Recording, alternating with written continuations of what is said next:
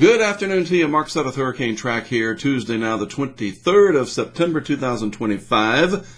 We have an interesting setup here with all the stuff that's going on in the tropics. We've got Gabrielle, Category 4 hurricane, and the first hurricane watch of the year for an area that you might not have expected it, especially that it's the first one of the year. But we're really going to talk about this 93L, that's the one on the right, versus 94L, that's the one on the left, and that's exactly why we give them these labels. Well, at least part of the reason anyway. Quite the duel coming up between the GFS and the Euro once again. The AI versus the traditional physical models. Very interesting stuff over the coming days indeed. So let's get right to it. First stop, of course, National Hurricane Center homepage. Here we are, 94L on the left, 60% chance of development over the next 7 days. 93L on the right, and that's up to 90%. And then we have Category 4 Gabrielle. Speaking of Gabrielle, look at this. Hurricane watch is now up for, you guessed it, or maybe you didn't, the Azores. I didn't have that, as, this will be the first area geographically that'll get a hurricane watch in 2025. Several days down the road, Gabrielle is expected to head into that direction and bring possible hurricane conditions. And then it gets even more bizarre, I guess.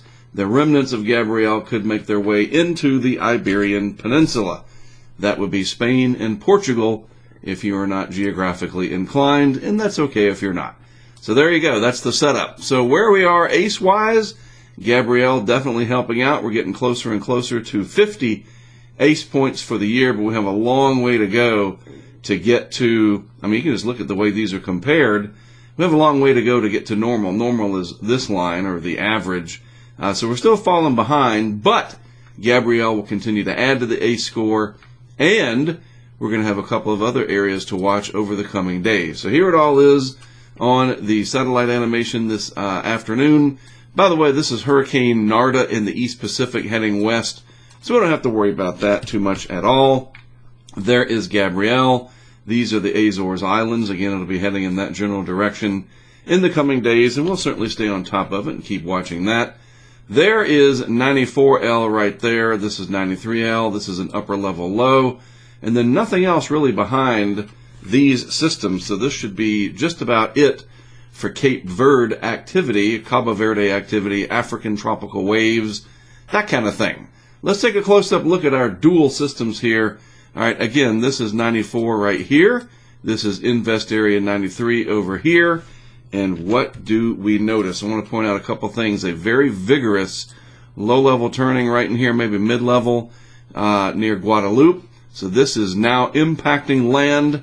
So anybody that's saying, oh, these are fish storms, your argument is already completely full of holes, because this is bringing impacts to our friends down here in the islands. And then we have 93L over here, which has a broader but a pretty distinct rotation as well. And the two of these should be separated enough in distance that they can develop independently. And that's probably what will happen as we go forward. And we'll get to that as we get into the modeling in just a moment. Vorticity-wise, not a lot at the low levels just yet. 5,000 feet, 850 millibars with 94. 93, though, much better defined. And again, they are separated enough that I think 94 goes off in this direction. 93 kind of comes up in this direction. And they stay far enough apart that I do think they can both develop over time. So, some interesting things. Florida Tropics citing that social media handle again. I like all the good info that's out there on the Twitter and elsewhere. You just got to know where to look. Recon's going to be very, very busy. That is for sure. I thought this was interesting. You can get this information, too, right off of the Hurricane Center website under, let's see, where is it? Data, tools. Some of these you have to click on. Some of these you can just pull up. I know it's in here somewhere. Recon, there it is. Come on, there it is. And you can click on this one, and there it is. That's the screenshot that Florida Tropics put out there. That's why it's easier sometimes to just do this, right? Bottom line, though, look at this. Suspect area AL94 for some potential reconnaissance for that. G4, when you see the G4 coming in, that's important because that means that it could be pretty serious. Don't want to read too much into it, but you don't bring out the synoptic surveillance tools unless you think something could be a potential threat. Yeah, so recon going to be busy and going to be also very helpful. Now, before I get into the euro here, I do want to go back real quick and show you the GFS. This is the 12Z run from today, and let's use this blue color here. There's Gabrielle right there, and then that's the reflection for Invest Area 94. So let's move the GFS out to 1 week and just watch what happens. What a big old mess this all becomes according to the GFS at a week's time. This is valid next Tuesday, the 30th, so a week out. Yep, there it is. One big slop, right? It kind of combines the energy and it just doesn't do much with it. This is important to note because let's look at the euro now, and let's go back to the 6Z full run of the euro. So I want to make sure you understand what we're looking at. This is the 6Z run, and this is out to the 144 hours that we get on this particular synoptic run of the euro. So this is the ECMWF. Keep your eyes on that piece of energy. That is 94, 93 over here off the map, so to speak. So we move this out and watch what happens. They both develop independently, and it's starting to look like in this scenario, nice ridge sitting over the top right there. You can clearly see that this one could end up being perhaps the stronger one. And look how close it is tucked in here to the southeast U.S., and this is 6 days away. This isn't 280 hours out or even 192, like 10 days, 11 days, or 8 days. That's 6 days away. The weaker of the systems would be 93 in this scenario with that ridge sitting over the top.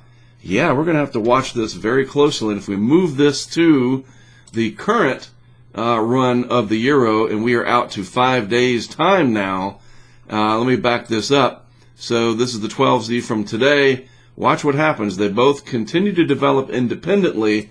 Now this one is stronger, 93, a lot to keep up with, right? You got to get confusing. And this one at day 5, not as strong, but in the vicinity of the Bahamas, going to be really, really weird watching this for sure, because they are close enough to each other that they could interact. I would think that the outflow from this one, 94, would impede this one, 93. So let me come back on and just talk to you for a second. Haven't seen a scenario like this in a long time. I can't even remember where one could affect the other, and you get this sort of back and forth. One model run, this one's stronger. The next model run, that one is stronger. This one's going to be really hard to figure out because the GFS could end up being correct, that it all just comes together into one giant mashup of slop, which is still impactful potentially for Bermuda. I mean, heavy rain is heavy rain and squally weather is squally weather. And added to all of this, don't forget, the swells from Gabrielle are going to be coming in and impacting some of the land areas. So we do have indirect impacts already, potential impacts from these systems over the coming days, and it just depends on. In fact, let me drop out and just compare these. If we go back, I like this previous run. So this is the previous run from the euro, and this is where we are now. Interesting stuff for sure, right? Also, another post here that I saw over on the social media, on the old Twitter there. This is from Matthew, a hurricane addict. That's a good... Hey, the first step is you have to admit it, right?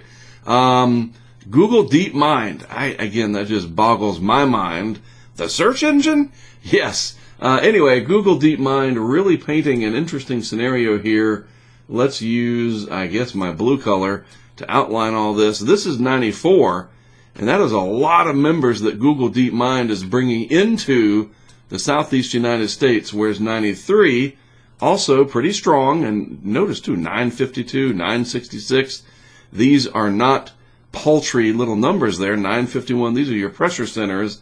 Also very strong for 93 over to the east. So we're going to have ourselves a very weird and somewhat complicated setup over the coming days. Before I leave, I want to see if we get the day 6 frame over here.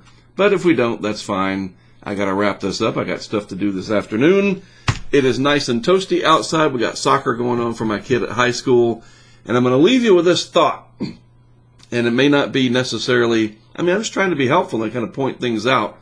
So assuming that 94 does come up somewhere in this vicinity through here, these water temperatures are warmer than average for the most part, and with it being further south in a potential track, remember, over the last few days it looked like one of them could end up here off the Outer Banks of North Carolina.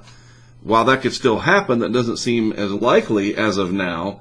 So a track farther to the south and west, closer to South Carolina, maybe Georgia, and northern Florida, you do have warmer water temperatures anomaly-wise. In other words, they are warmer than climatology by a degree or so, and they are just inherently warmer because they are farther to the south.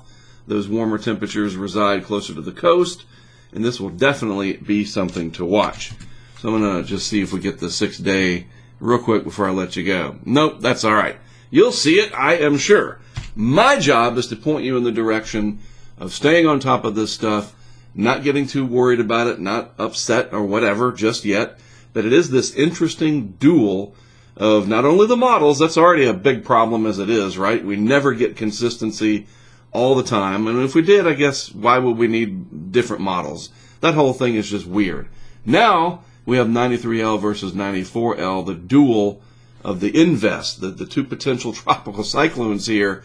Truly an interesting few days to come. So, I'm going to let you go, and I'm going to get ready to go pick up kids from school and get ready to go watch some soccer this afternoon. But I'll be watching this very, very closely, and I'll be back tomorrow morning. We'll do an update in the morning and see what the overnight guidance showed us. But, yeah, very interesting days ahead. All right, from all of us at Hurricane Track, I'm Mark Sutter. Thanks for watching. I'll see you tomorrow morning.